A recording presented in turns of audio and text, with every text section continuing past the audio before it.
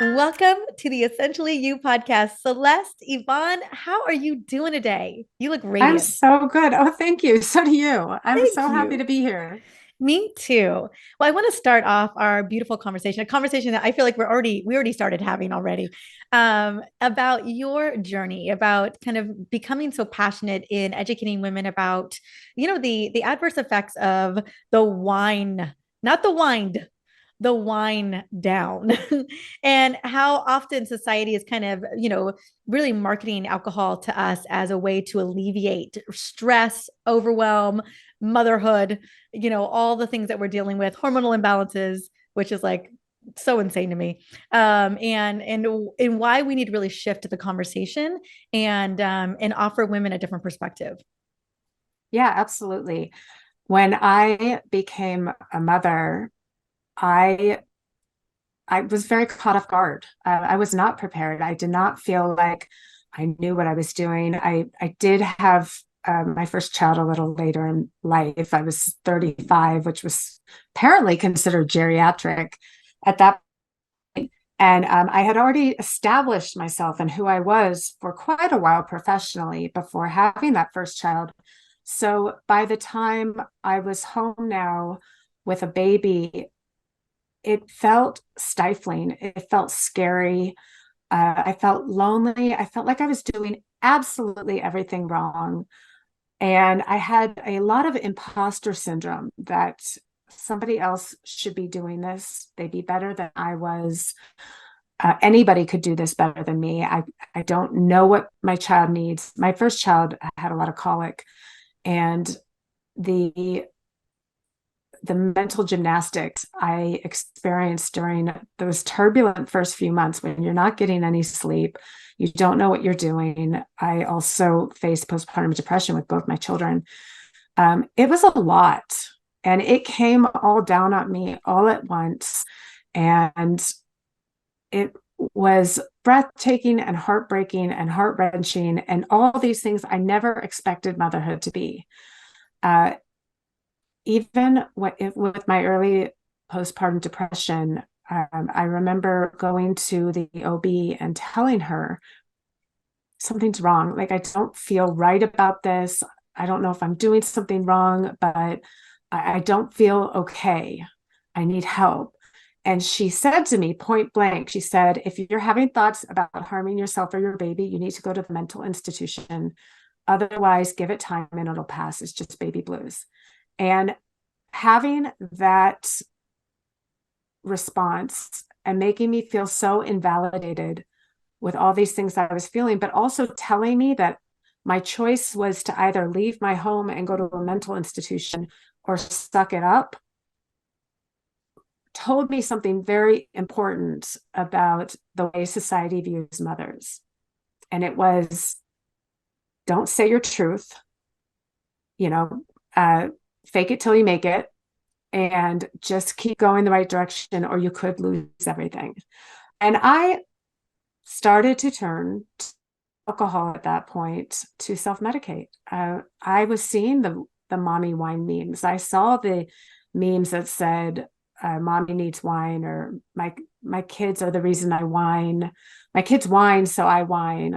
The most expensive part of parenting is all the alcohol you have to buy, and I fell for it. I kind of got myself neck deep where I started relying on alcohol as a crutch to cope with the challenges of motherhood in a way that I was too afraid to tell people what was really happening and what was really going on. And it worked until it didn't. I think anybody who's ever parented hungover knows there is nothing worse and nothing harder. The anxiety rears its head. Uh, Talk about imposter syndrome. I had it times 10 when I was trying to parent while also navigating now a drinking problem. And it was when I quit drinking, which was 5.5 years ago, and started doing parenting sober that I realized where the real gift was. And when my anxiety went down and all the benefits of being sober started to infuse themselves into my life, I started to realize that this mommy wine culture narrative is harmful. It's justification to drink at probably one of the worst times women should be drinking, which is early motherhood. Mhm. And I started to become vocal about it. Like, I fell for this, and I don't want other people to fall for it too. But what I also started to realize is mommy wine culture is a symptom of a larger issue. The larger issue being mothers aren't supported the way we societally and structurally. We need better resources. We need better postpartum support. We need better health care and maternity leave. I mean, these are all these things that weigh us down and make messages like mommy needs wine so popular. So that's where I'm at now, realizing that mommy wine culture is a harmful message, but also there are bigger factors at play that we need to be discussing too. Mm, I agree with you. And I felt all of that in my core. Gosh, those first several months, especially with postpartum depression, so many women are, I mean, it's a spectrum, Mhm. of even what we'll experience in those first months, in those first years. I have a 2.5 year old, and I'm almost finally coming up to the surface, almost there. And yeah, it just rocks, it just on an emotional level, physical level, are we even doing anything right level, and then the gaslighting that you received from your doctor, just saying, just tough it out, figure it out, good luck.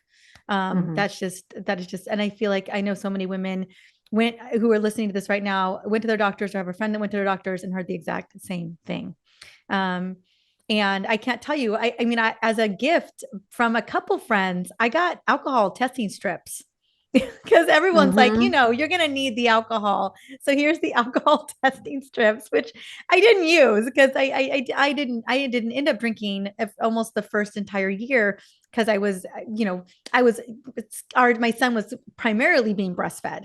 And so I was just like, I was just so paranoid about, what test strips or not. I was just a little concerned for his little fragile brain because, there's so much going on in there. And so, and, but I can imagine there are so many women who the message is so convoluted and lost, and they're just looking for somewhere to land. And it can be so hard if they Mhm. don't have partner support or support around them. And that's kind of ultimately what society is telling us is like, hey, yeah, it's going to be hard. And we have this little solution over here, or a couple of little solutions, because we're not going to be able to support you any other way.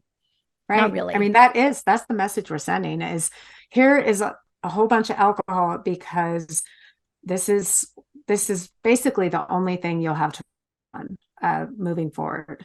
And it's absolutely gaslighting women too, to give them this message that the problems they're facing aren't anything alcohol can't fix, when these problems are so much bigger and grander in scale.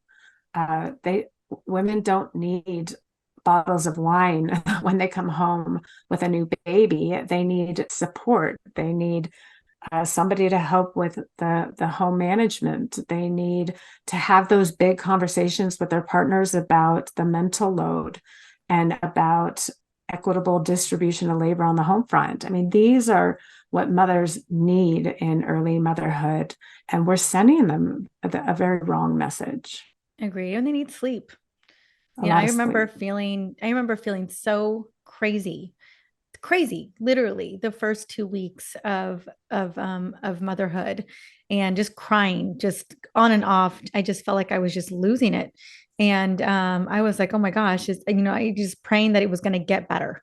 And so again, I could just feel it. I just remember, like, it just warped back to that time of just trying to get through it and feeling like I'm doing the right things. And then the other thing that we're advertising too for moms, and it's something it's coffee. Coffee during the day, wine at night, Yeah. to get you through. And I'm not bagging on coffee at all. If you can't tolerate it, it is what it is. But yeah, those being the drugs of choice for mothers is caffeine, and then let's wind it down with alcohol. Yeah. Yeah, the essential truths of motherhood. Mm-hmm. Let's talk a little bit about, I want to dive into, how we can support mothers better, but I also would love to speak into the how alcohol, besides the fact that yes, being hungover, or not even necessarily even being hungover, like you drink a couple glasses of wine and see how you feel the next day. Even, I mean, we could again hang being hungover is a spectrum too.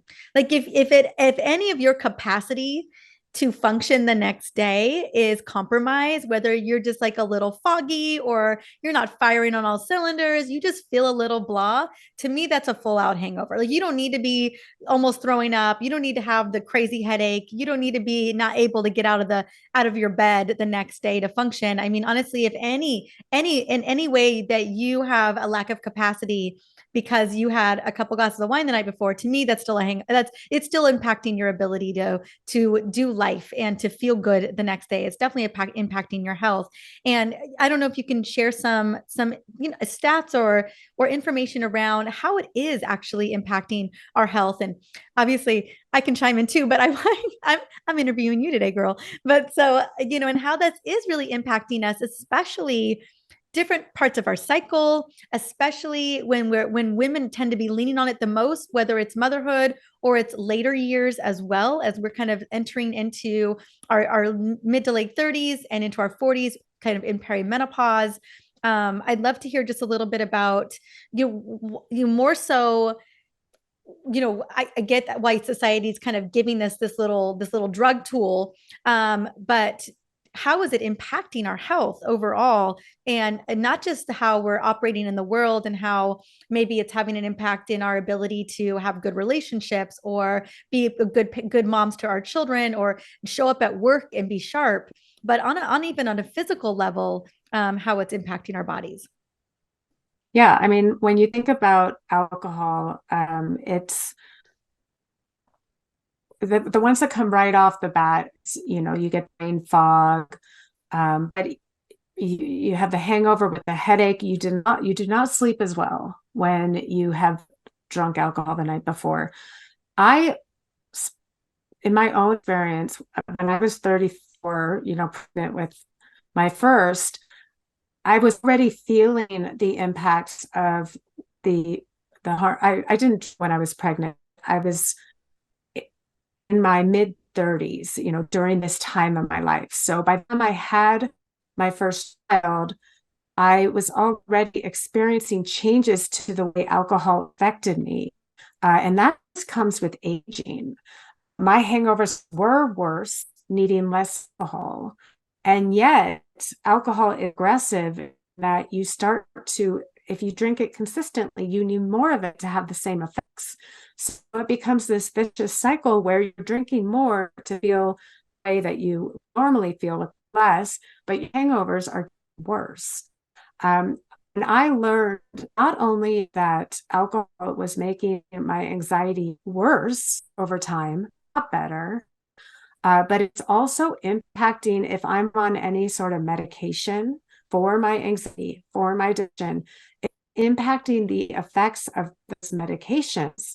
I realized I had put myself in such a dangerous situation where, I mean, no wonder I felt so awful each day. I was consuming a depressant that was also implicating my medications for depression. There's just no winning on the situation. And the very other thing I want to say that we don't normally talk about, but I think it's probably one of those important parts, is when you're under the influence of alcohol, you are less present. You're less present to be with your children. You are less present to see any harms or challenges that might be around you. You are present to notice of something that might be going on with your child, things that you would notice sober. And when you are a mom, especially a new mom, you are as close as it gets to constant taking litmus tests for how our baby's doing. And when you can't be fully present for that, it's dangerous. It's dangerous. And I do that when I was drinking. And it didn't help me stop, but it made me feel very guilty. And so when you add mom guilt to the mix, alcohol was doing a lot of really negative things, and the benefit felt like it just was becoming less and less and less as I got older. Yeah, Celeste, what was that kind of defining moment for you? I know you said it's been 5.5 years now. Was it just that the hangovers, or you just kind of really did a gut check? Were the hangovers getting worse, or did you just feel worse, or was it was there someone who kind of pointed it out, or you just knew? Because I know that there's so many women listening to this who are, yeah, whether they're having mimosas with their girlfriends at brunch every week, or they're having a couple glasses of wine with dinner every night, or whatever that looks like, as they're listening to this right now. I know that there are women right now that are very curious as to what does it look like to significantly decrease their alcohol consumption, or to put it to the side for a while, Mhm. whether it's like a 3 month break or a 6 month break, or maybe it's even a year break, like it is for me this year. So I'd love for you to speak into kind of what was that defining moment for you in that time.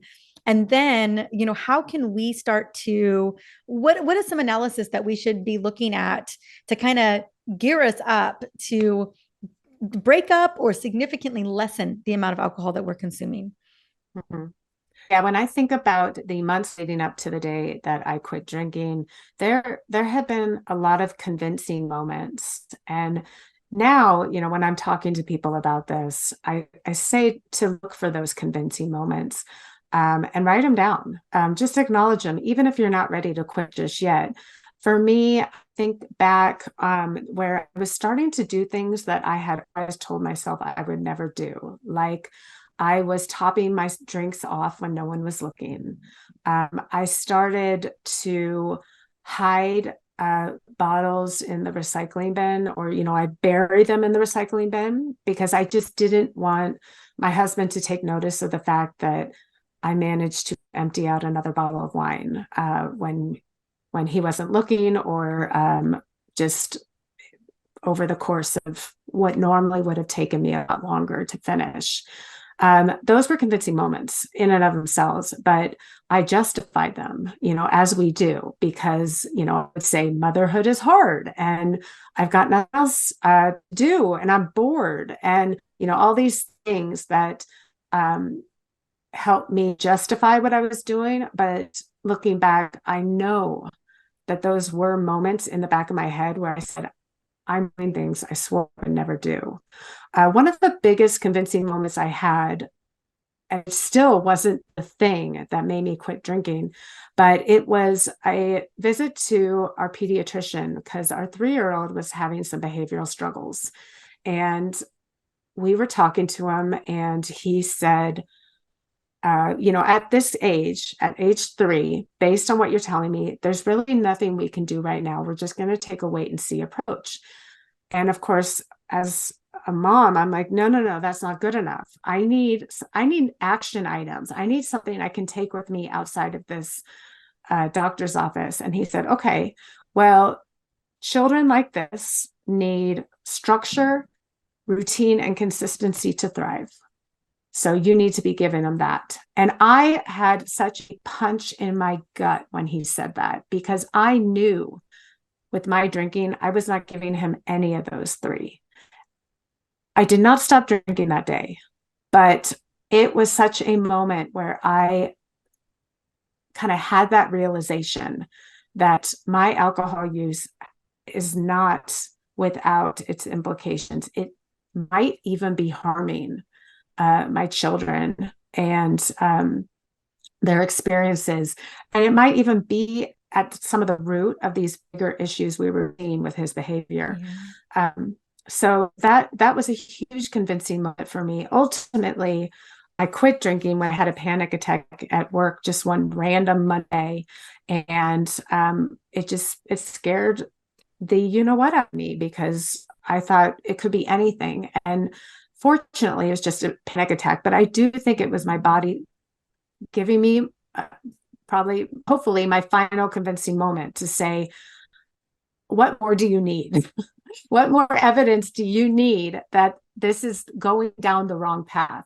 And I quit eating that day. And I decided, because I didn't know exactly what this was going to look like. I didn't know if I was taking a break or if this was forever. But I decided I was just going to figure it out as I went. And so I just kind of buckled up that day, and I just decided I'm going to learn as I went. And I did. I started educating myself. I started reading literature about recovery and sobriety. And I literally took it one day at a time.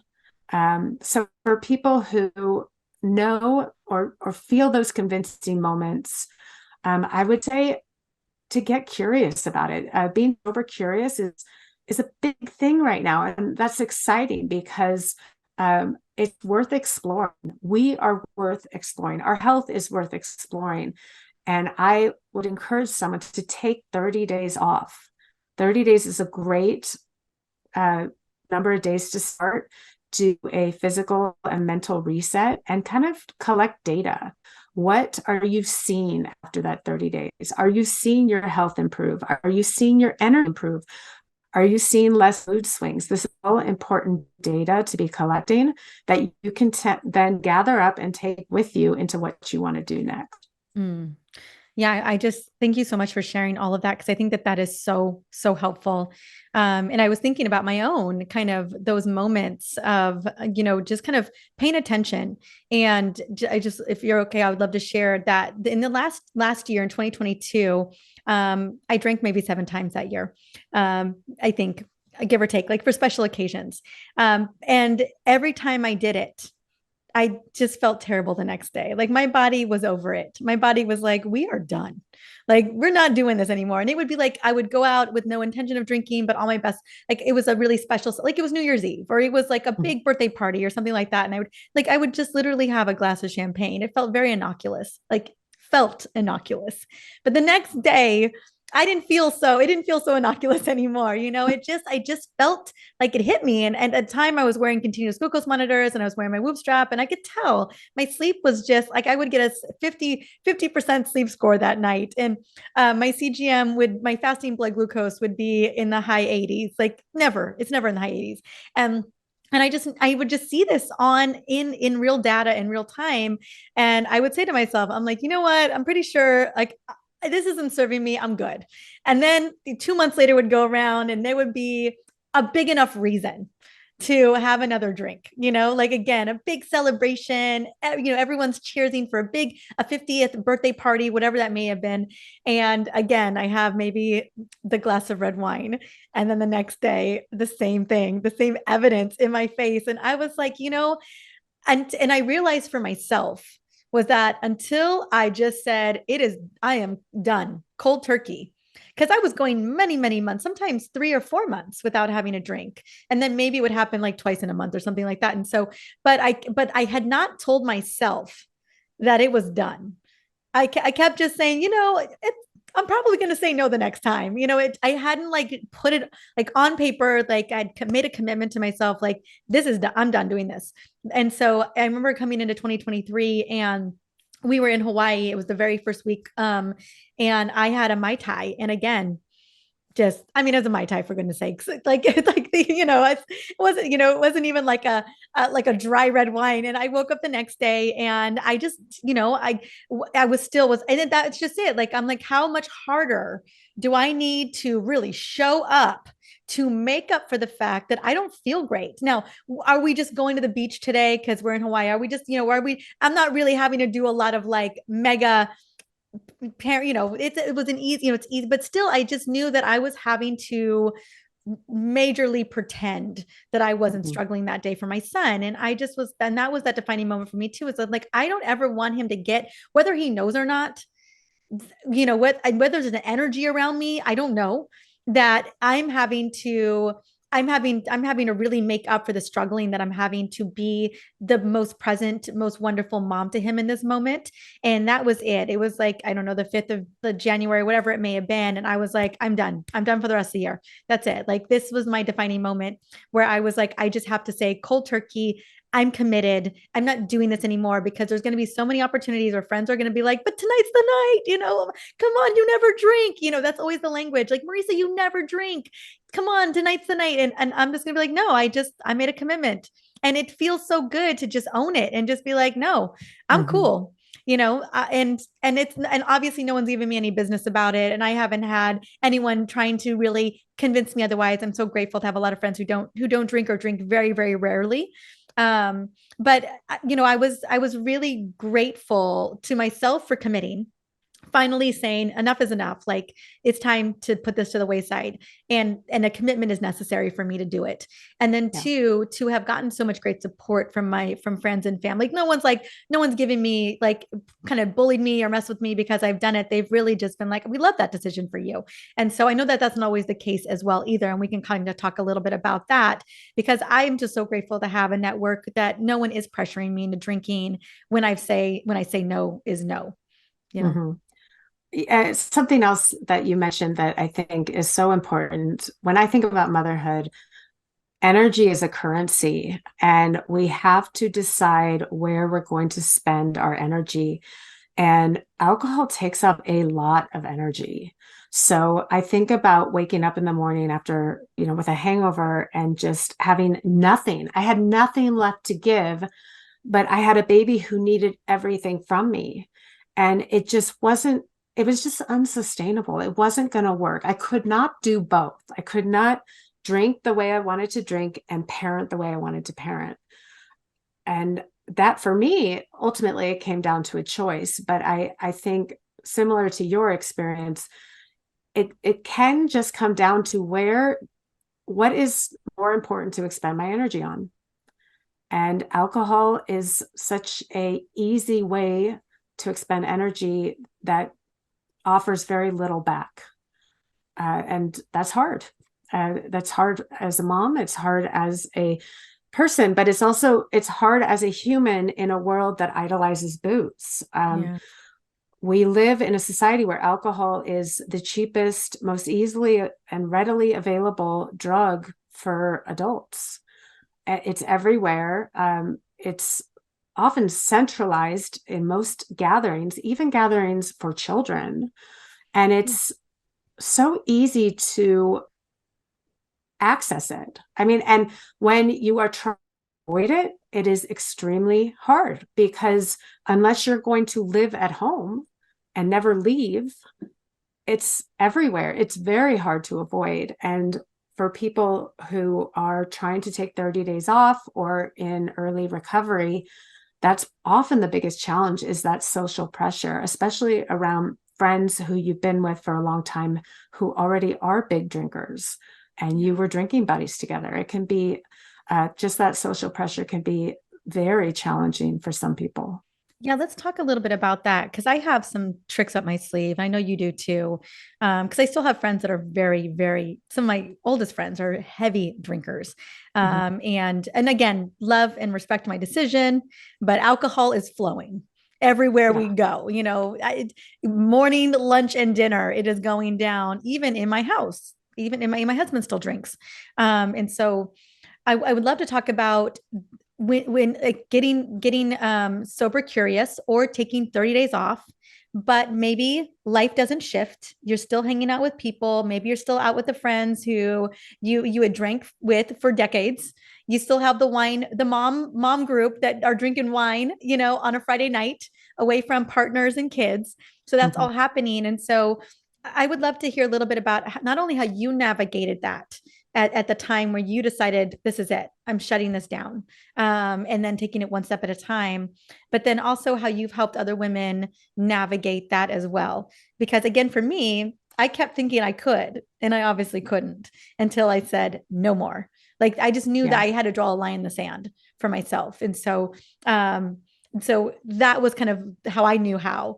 And then I have my tricks up my sleeve too, where I still go out. Even my husband, when we go out to dinner, he's drinking for dinner, and so there's things that I do to set myself up for success in those moments.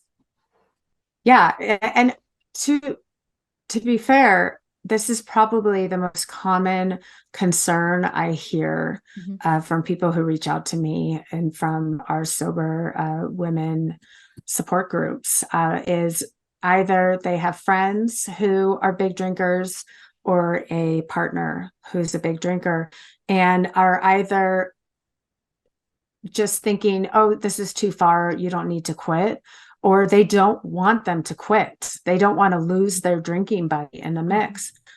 So it's a pretty common concern for myself.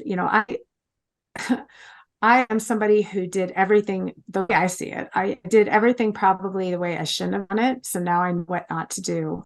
And with my husband, I told him that first day after the panic attack that I was going to quit drinking. And then I just left it at that. I didn't tell him anything else. I didn't tell him about the reports. I didn't tell him about the hiding bottles. I kept all of it a secret and I tried to keep the problem as minimal sounding as possible. Like, this is just Celeste and she wants to take a break. That's as far as he knew, that was all there was to it.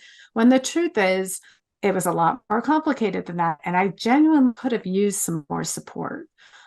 So our life went on just as usual. He still kept alcohol. He still drank around me because I never told him otherwise. I never told him what I was comfortable with and what I wasn't comfortable with. And looking back, I think that is something that I would absolutely have done differently. You can't force somebody else to change actions, but you can set boundaries around what you will and won't do if something happens.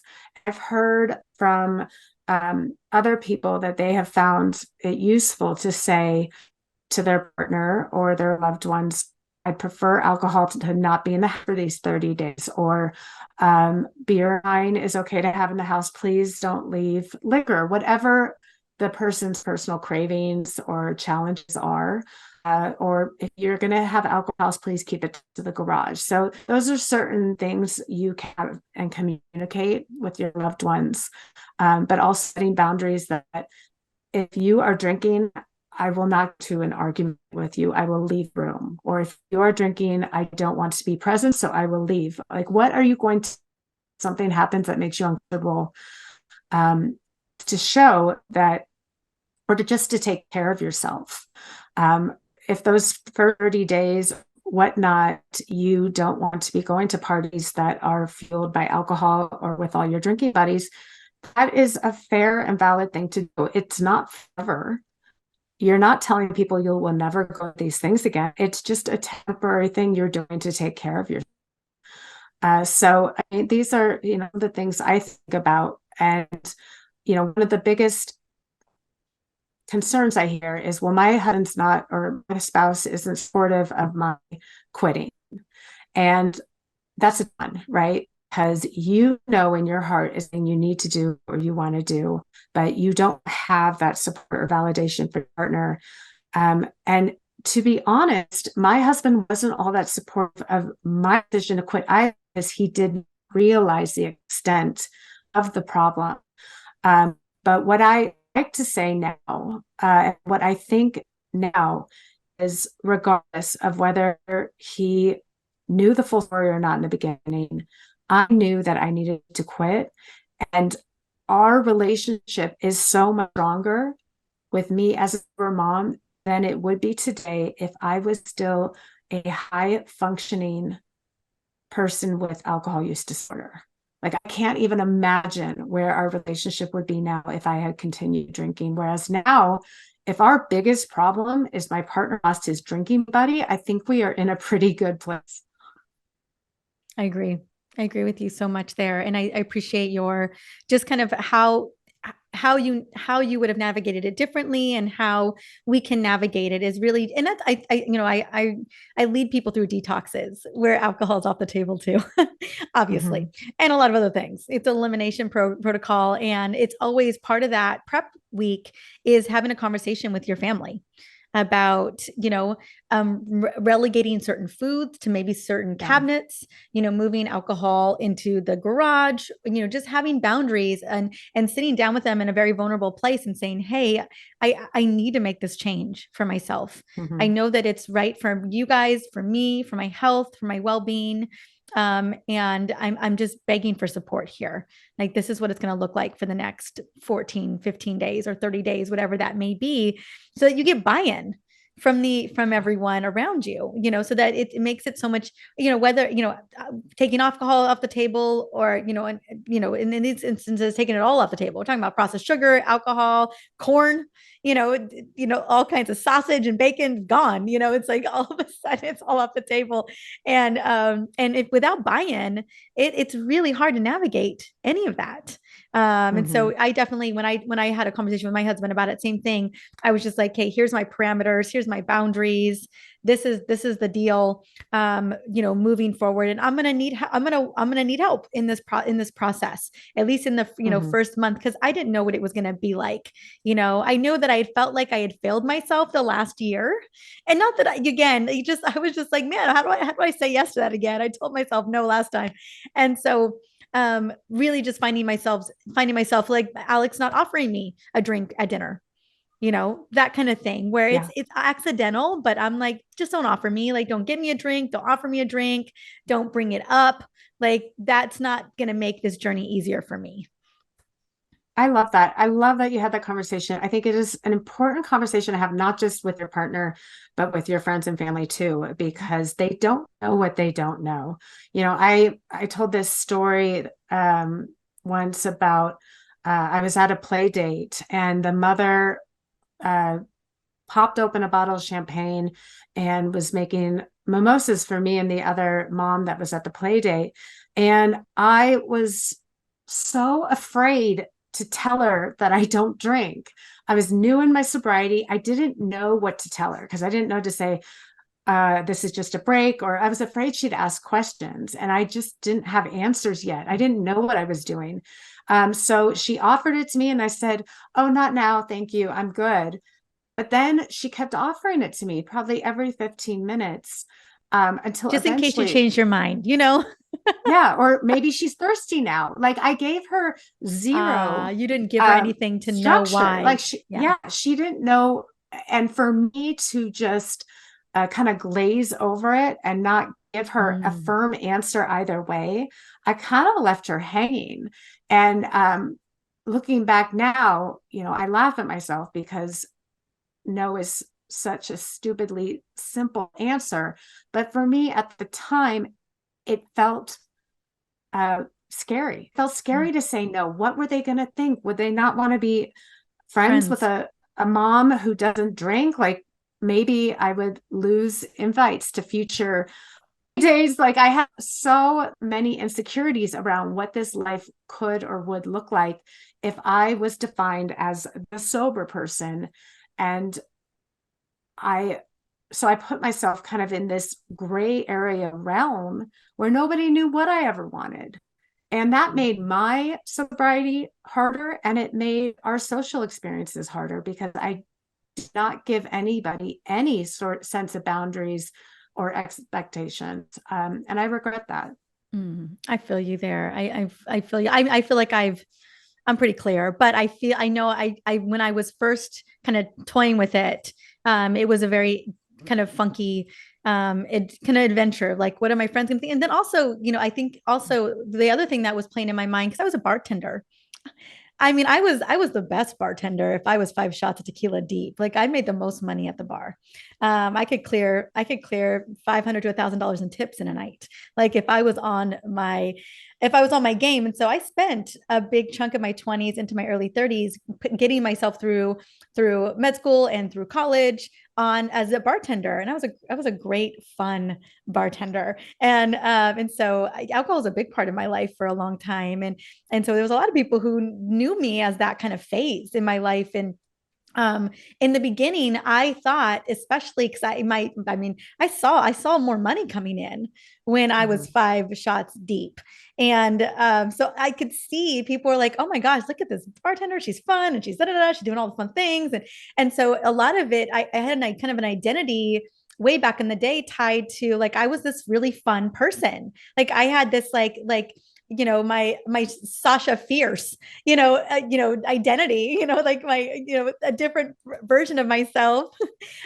When I was drinking, like I was more fun, I was more vibrant. And I remember when I was first toying with this years ago, having nights where I wasn't going to drink, I wondered if I was even going to be fun enough.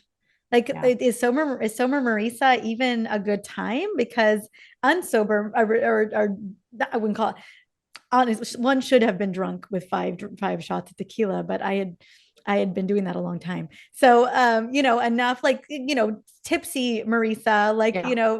tequila fueled Mariza, was a lot more fun, a lot more like energizing, and just I thought I was sharp. It's so hilarious, like thinking about it now. But I remember in those first couple of years when I was really moving away from all of that, there was this what kind of this the issue that was coming up for me was, am I willing to break up with this and lose who I think I am?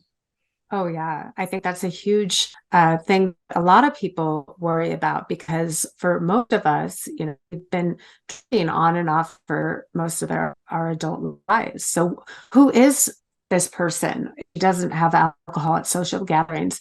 I personally, unless I was pregnant, I've never been to a social gathering over the age of 18 where I didn't have alcohol in some way, shape, or size.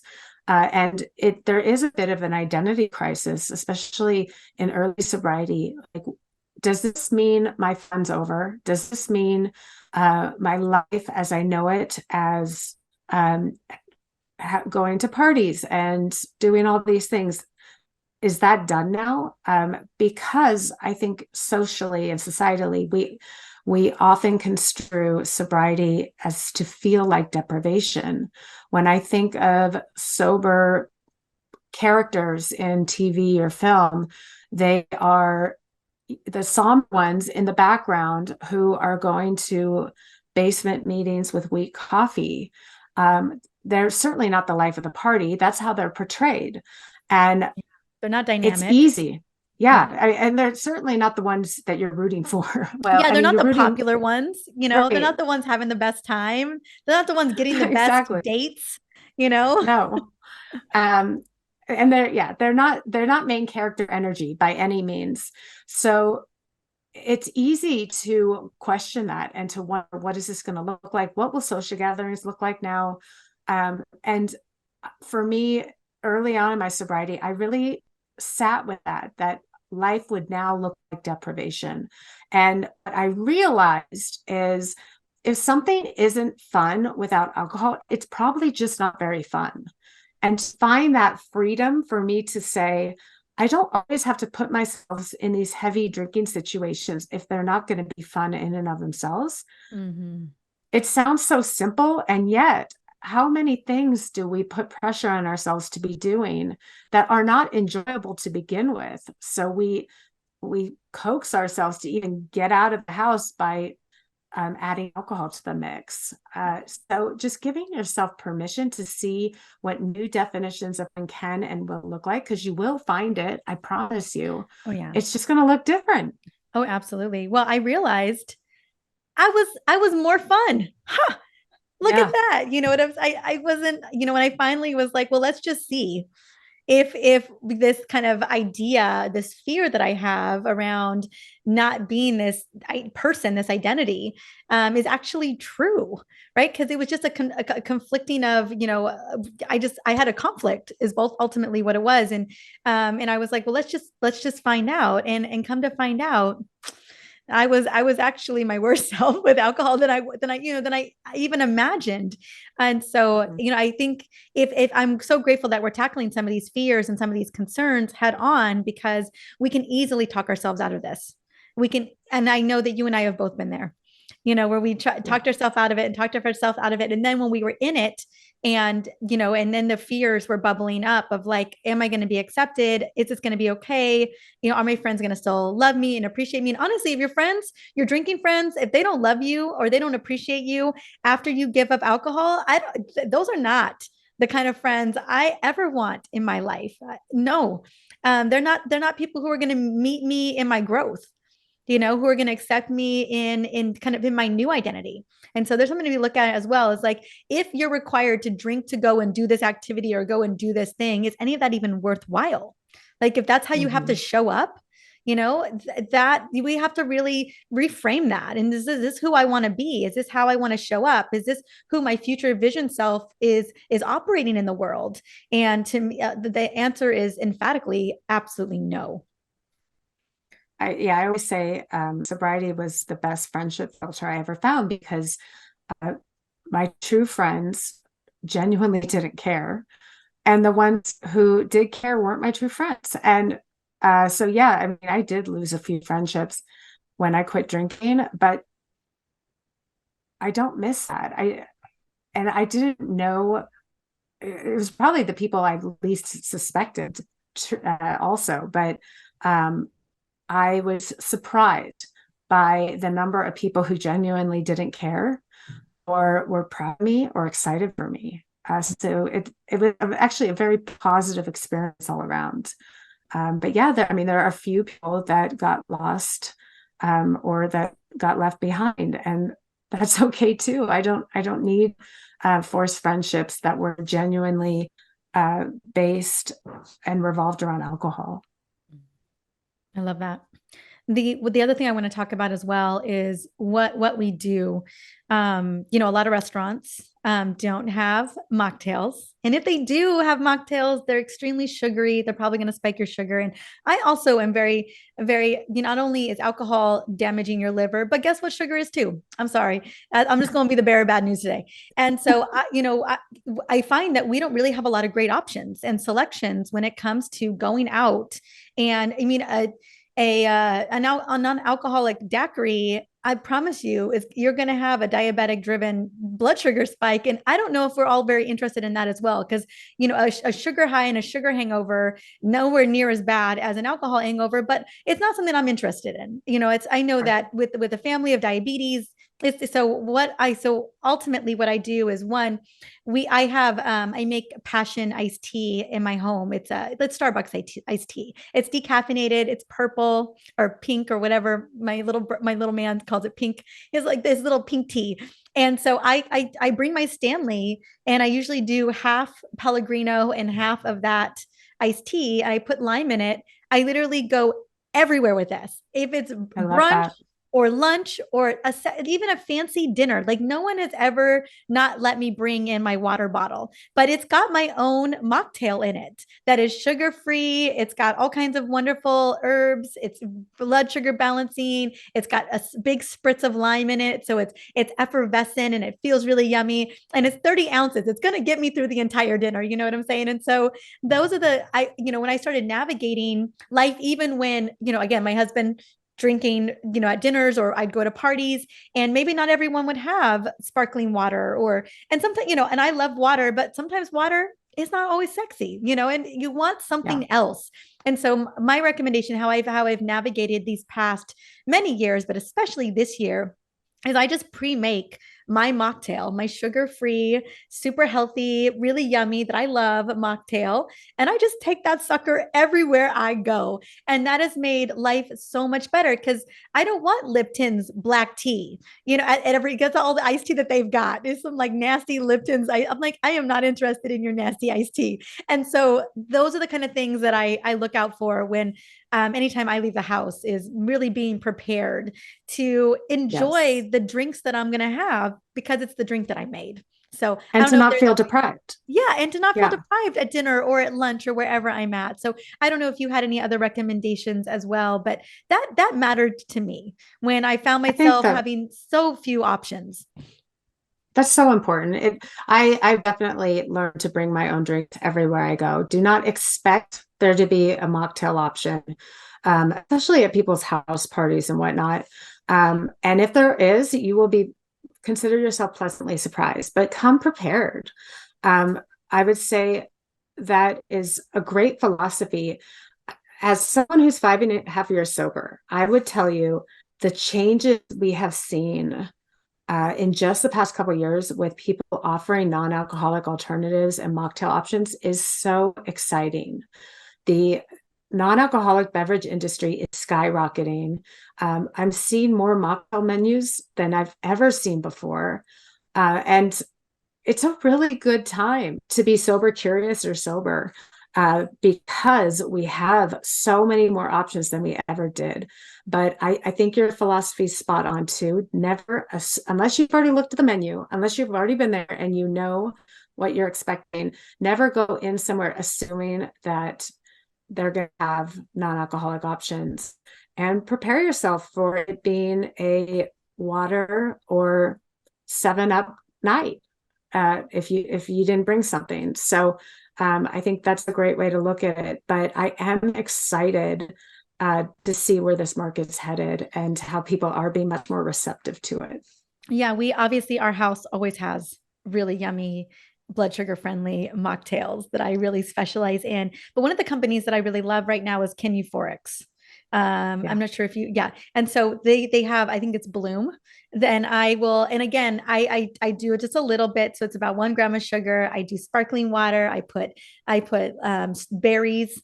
I put grapefruit, and I'll do like a sprig of mint on top as well. And so I'll make these beautiful, like almost like mixology mocktails for friends. Wow. So I always offer these anytime. So we will always have Ken Euphorics or some kind of option in the house that I can like turn into something fun. Again, I was a bartender for many, many years. So I've got some skill sets there, but I can leverage them in this other direction, which is really great. So I guess it ultimately ended up benefiting me now too.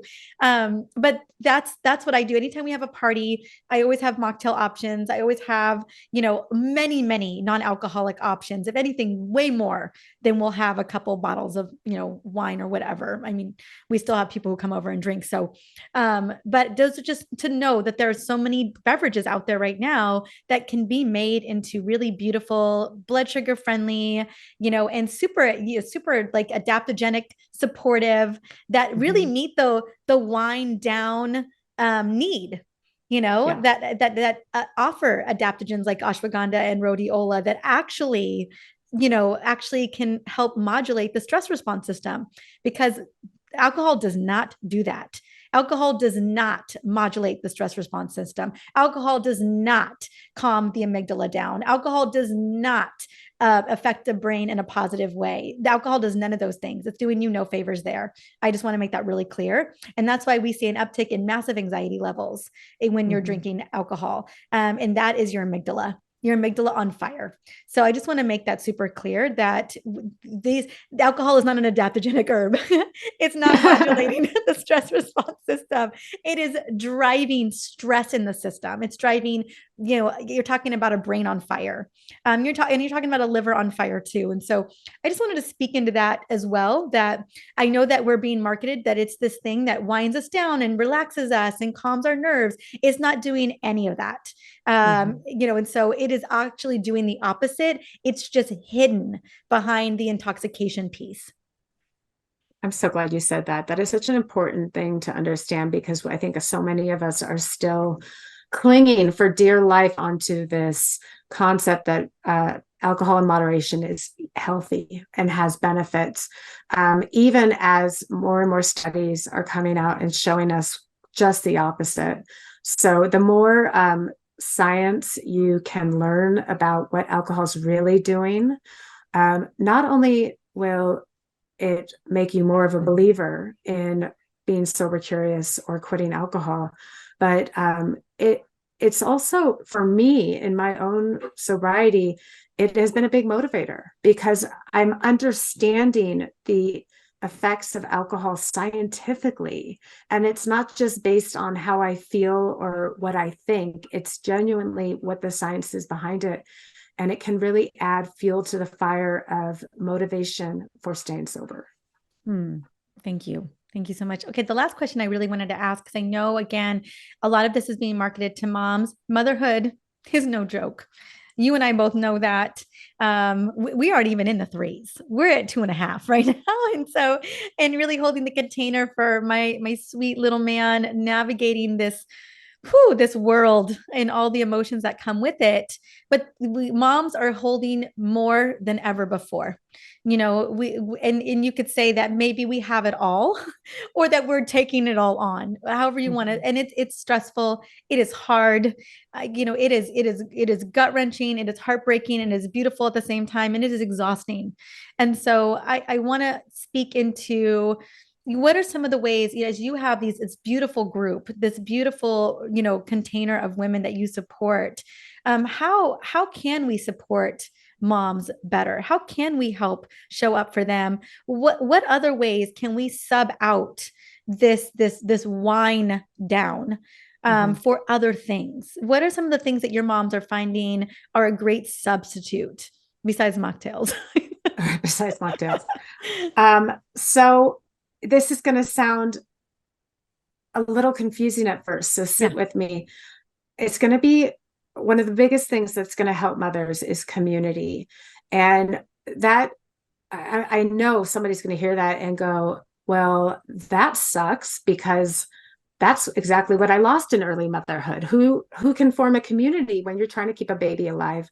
I Or can't even get even out of the mid house. motherhood or late motherhood. Well, Like, yeah, exactly. I so many moms I know are so lonely. And even with community, they feel lonely too. I mean, you know what I'm saying? Like there's a Yeah. loneliness for sure. Well, and it's hard, especially when you have a community. Like if you're counting on the PTA to be your community, you're not going to be at the same honesty level as if you are with a group of women who you can be genuinely honest and have the deeper conversations with and go there in the conversation. And I say that because I am somebody who has done both. I've done parenting without the community as somebody navigating sobriety, and I've done it with the community. And I will always say, always, that community trumps doing this alone any given day. The key is because community, you don't just, check box that you want to add community to, your Amazon Prime list. Uh, Right. there are, yeah, I wish it was that Oh easy, my but gosh, wouldn't that be so great? I will take community for 5, Bob. Exactly. I'll take community for 1,000. It's priceless. You can't even put a price on women supporting when women. when the pandemic first hit and we knew community going to go straight out the window, my friend Emily Paulson formed the Sober Mom Squad, which is a sober mom community that was formed out of the pandemic and out of the fact that everybody just lost their communities overnight. And so when I community now, I think of something like that, a group of women who have come together around something they believe in. For us, it's sobriety, but through what happened in the pandemic, is a lot of things went virtual and a lot of opportunities started to go out over Zoom, or you can find them through Facebook, but these online support communities. And I'm not talking about like local moms groups on Facebook. I'm talking about things that are either based around group therapy or around women supporting women in recovery or around women supporting women with neurodivergent children.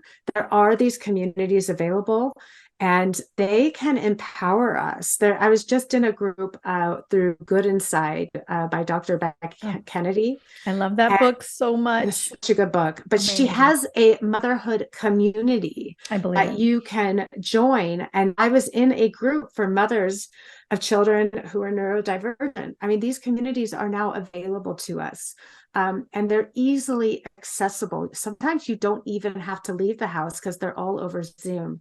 I highly recommend it for any women, whether you're sober or not. If you're looking for just just somebody that you can talk to and be with and connect at a deeper level than you ever will in the school pickup line. That's so powerful. And I'm grateful that you mentioned like based on whatever it is that you would love real support in, whether Right. it's emotional well-being, whether it's self-care and self-love, whether you are mega crunchy like me, like like crazy crunchy over here, and you're like, okay, where are my crazy crunchy ladies? Yeah. I mean, even perimenopause or menopause, I mean, Yeah, even through seasons of life, yeah. parents of uh, high school children, I mean, there are groups that we can connect through where you can feel seen and heard and validated in a you might not otherwise feel. I just love that reminder so much. I mean, I'm feeling called to it. Like I have a little mini community, but I would love more community. I Mhm. do sometimes feel like I'm on my own in this journey. Um, It yeah. can feel, motherhood can feel so isolating. It can feel really lonely. And we live in a time where we have these impossible parenting standards, and we see it on social media, and we live in a hustle culture where mothers are expected to do everything and do it well and rock it and make it look effortless. And when we're struggling, we feel like we're the only people struggling, because look at Sally's social media. She's killing it. Like, why can't I be like that? When Right. the truth is, Sally either has a rock solid community having her back, or she's secretly struggling too, because Oh, motherhood's really hard. yeah. I agree. I think we're all secretly struggling in our own way, whatever that may look like. I agree with that. Whew. Well, I know you've got a beautiful group. Can we talk a little bit about your group really quickly? The Sober Mom Squad, and your book. Can we Yeah, just no, because what's absolutely. that next step, right? What is that next step? I know someone's listening to this right now and they're thinking, okay, all right, what is the next step, Celeste? Yeah. So as I mentioned, Super Mom Squad was through the pandemic, but it's still going strong and even stronger than before. We now have 3 to 6 meetings per day to meet mothers where they're at. And I still lead a weekly free meeting for anybody who is a mother who is either sober or sober curious every Wednesday. And I've been doing that for since the start of the pandemic. And it's just, we still have women in that group and at Sober Mom Squad who have been with us from the beginning. And we have new people coming in every day who are realizing alcohol doesn't serve them and they want to try something different. So I would encourage anybody who, especially, I mean, anybody, but if you are listening to this going, but I've never been in a sober group, I don't even know if I have a drinking problem, I'm talking to you too. Like, I've been there. Absolutely. And I think there's no other better way to understand, identify your relationship with alcohol than to talk to other people who have been there. And I think that's the power of community. So I would say to absolutely start there. And my book comes out September 12th. It's not about the wine, the loaded truth behind mommy wine culture. It talks a lot about my own story, how I did crutch in early, and the liberation that I've found since I've stopped. And my goal is through this book is to create a sober movement where people can feel proud or get curious about sobriety, where mothers can realize there's a better way, where gray area drinkers can get curious and seek to see what life can or might look like if they put alcohol down, and to show mothers better ways to cope with some of the biggest stressors we face. Hmm. Oh, I'm so happy to have us just have this conversation with you and open the door for more conversation. And I just love that you have a group. Like you said, the reason why I wanted to share my story today was I wanted to even kind of my journey in these last couple of years of how it was still a struggle. Like I was still not saying no. even when I Mhm. wanted to, until I made this decision. And I think a lot of us find ourselves in that gray area of like, well, I don't drink that much, or maybe I rarely drink, but then every time I do, I feel like crap. And Right. so, and I keep committing to myself and then breaking that commitment, when I was loosey goosey about it. And so, that curiosity of just hearing other women's stories and hearing how other women do it, and hearing that, just again, it, like you said, I think that the beautiful word here is curiosity. If Mhm. it's been on your mind, if you've been thinking about it, if it's not, if you're wondering if it isn't serving you, if you're wondering what it looks like to navigate those waters, that's the curiosity that you deserve to explore, whether it's through this book, or it's through the squad, or another group that you're able to connect in with. I mean, there are more and more resources coming up every single day that can help us navigate this. I mean, it's such a great time to be sober curious because we are at a time culturally where um, people are opening up and we're learning more about what not only what alcohol does, but what sobriety and the opportunity that comes with it.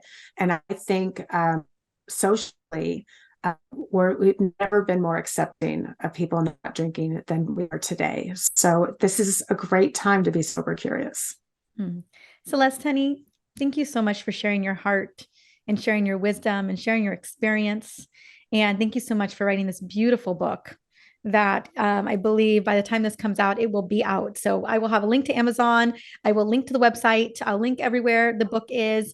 And again, if anything about this interview today with Celeste, just you kind of just felt it resonate, or you have more questions, or you just want to know more, um, we have opened the door for that today. Thank you so I much, love it. Celeste. Thank you, Mariza. This was wonderful. It was so great to meet you. You too.